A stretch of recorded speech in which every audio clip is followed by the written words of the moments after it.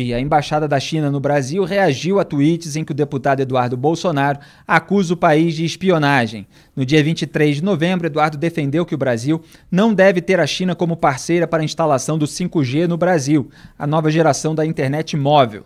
Abro aspas, o governo Jair Bolsonaro declarou apoio à aliança Clean Network lançada pelo governo Donald Trump, criando uma aliança global para um 5G seguro sem espionagem da China.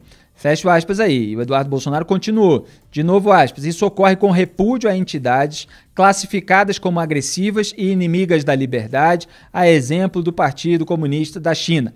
Fecho aspas. Em nota, a Embaixada da China afirmou ontem que as declarações do deputado seguem os ditames dos Estados Unidos de abusar do conceito de segurança nacional para caluniar. A embaixada declarou também, aspas, isso é totalmente inaceitável para o lado chinês e manifestamos forte insatisfação e veemente repúdio a esse comportamento. A parte chinesa já fez gestão formal ao lado brasileiro pelos canais diplomáticos. Fecho aspas. Quem acompanha com imagem está sempre vendo o print desses tweets. Os chineses ainda fizeram um alerta ao Brasil.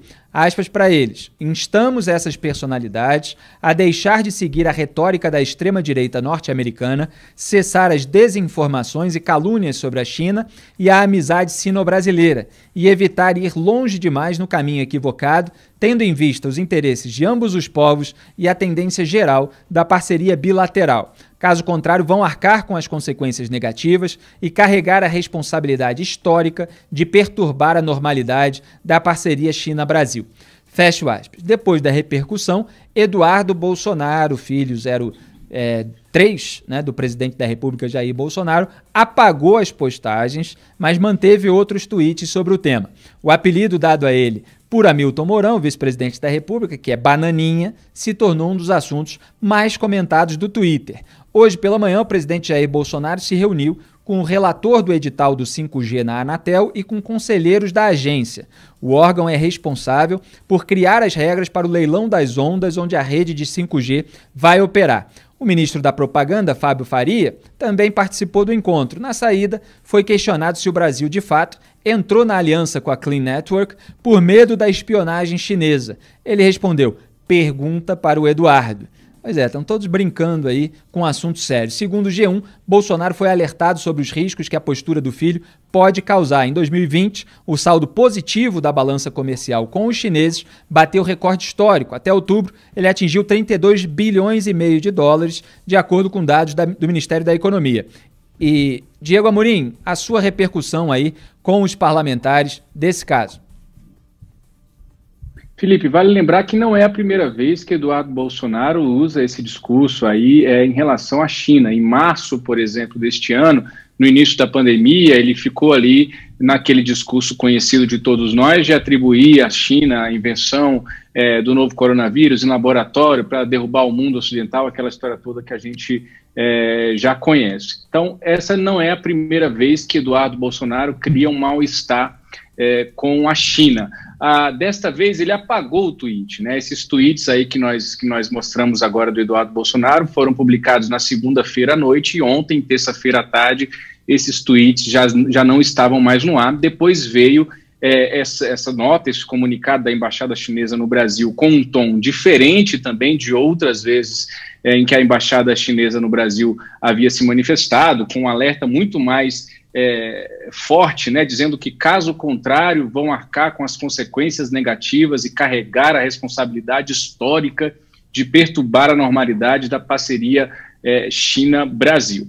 Então, de concreto, a gente teve o Eduardo Bolsonaro apagando essa mensagem, uma resposta muito mais consistente da Embaixada Chinesa em relação a esse episódio, e nós temos também já a apresentação agora há pouco, acabamos de noticiar no Antagonista, como antecipamos pela manhã, de um requerimento apresentado por deputados para que Eduardo Bolsonaro seja destituído da presidência da Comissão de Relações Exteriores da Câmara dos Deputados, função que atualmente ele ocupa. Só lembrando que essas comissões permanentes, todas da Câmara, estão paradas em razão da pandemia da Covid-19.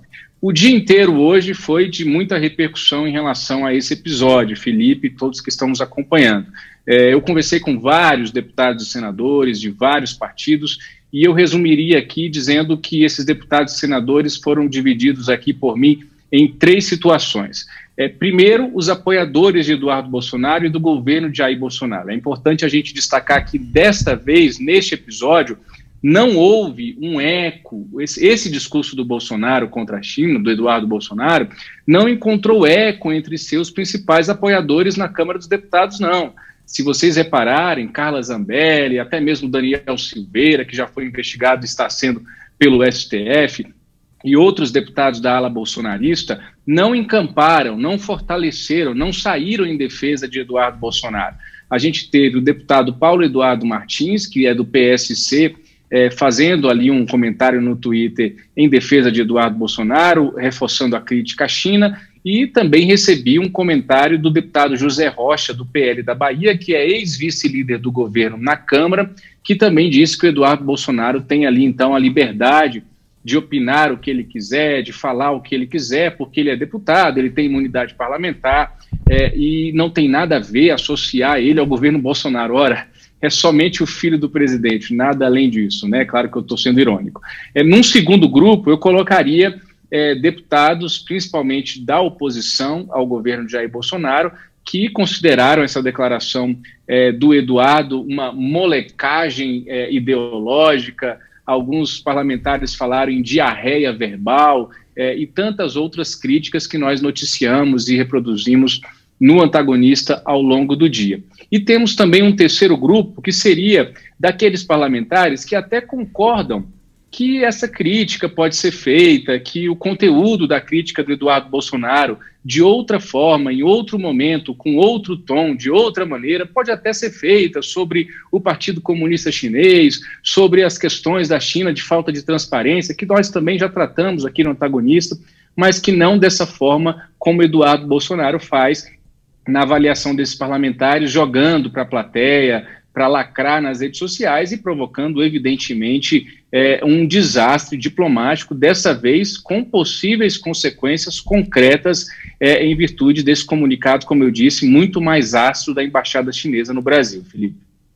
Exatamente, Diego. E é bom deixar claro, é bom enfatizar que, além do fato de Eduardo Bolsonaro ser filho do atual presidente da República, Jair Bolsonaro, o que obviamente gera uma repercussão internacional maior, ele preside a Comissão de Relações Exteriores da Câmara dos Deputados. É bom deixar isso muito claro, porque o Eduardo Bolsonaro já causou esse ruído com a China, ali mais próximo do começo da pandemia, tinha se passado, não me lembro, algumas semanas ou alguns meses, fazendo acusações sobre responsabilidades da China. Que o filho de um presidente da República, que tem um cargo de deputado e agora preside a Comissão de Relações Exteriores, deve fazer nesses casos? Ele deve atuar para que há indícios, se ele julga que tem responsabilidade em um outro país em alguma coisa negativa, então ele faz os esforços para se formar uma frente internacional de atuação, de cobrança, de vigilância, de responsabilidade daquele país. Não é sair fazendo acusação em rede social. É a mesma coisa do Procurador-Geral da República, Augusto Aras, que vai lá na TV PT e sai fazendo acusação contra a Lava Jato baseada numa alegação de uma parte de um processo que nem foi julgado ainda.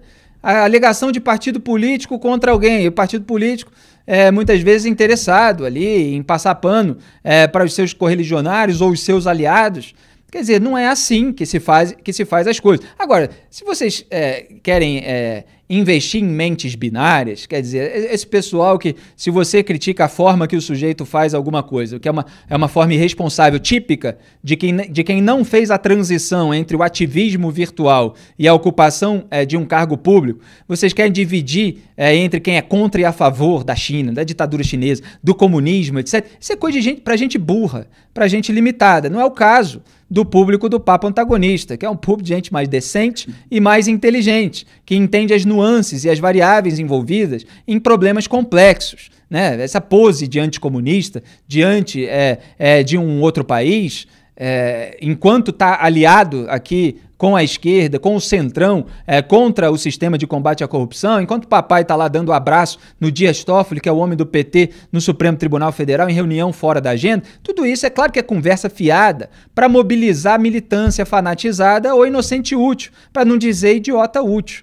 né? E é claro que as coisas não podem ser vistas com esse binarismo. Então, se há motivos de preocupação em relação ao 5G, é absolutamente legítimo que haja motivos de preocupação, é absolutamente legítimo que se faça cobrança em relação a um país onde surgiu uma pandemia. A questão é que não se sai fazendo acusação em rede social quando isso tem consequências diplomáticas para o país, para o governo e para a balança comercial, para aquilo que sustenta o próprio país como um todo, que garante muitas vezes a alimentação das pessoas.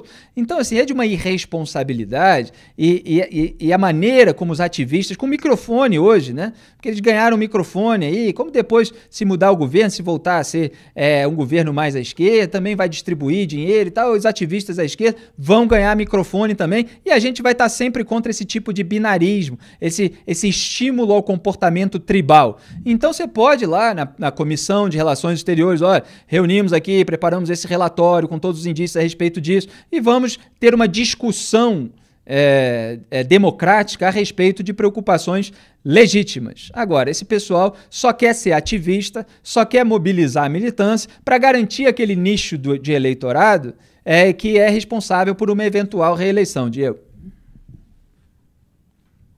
Felipe, e o pessoal do agro, que tem na China aí o seu principal parceiro comercial, o pessoal do agronegócio brasileiro, não está preocupado com essas questões ideológicas, né? Claro. Eu tentei falar com a ministra Tereza Cristina da Agricultura, ela não me atendeu, mandei uma mensagem, ela viu a mensagem, não respondeu, até entendo ela não querer se manifestar sobre esse assunto.